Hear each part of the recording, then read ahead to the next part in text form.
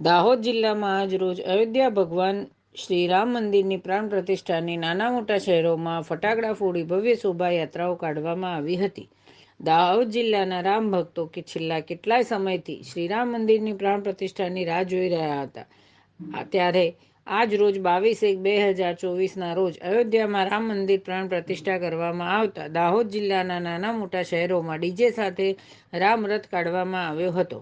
લીમખેડા તાલુકામાં દુધિયા બાંડીબાર ભાવિક ભક્તો દ્વારા રામકથા અને મહાઆરતી કરી ભવ્ય શોભાયાત્રા કાઢવામાં આવી હતી, તેમજ ભક્તોને મહાપ્રસાદ આપવામાં આવ્યો હતો.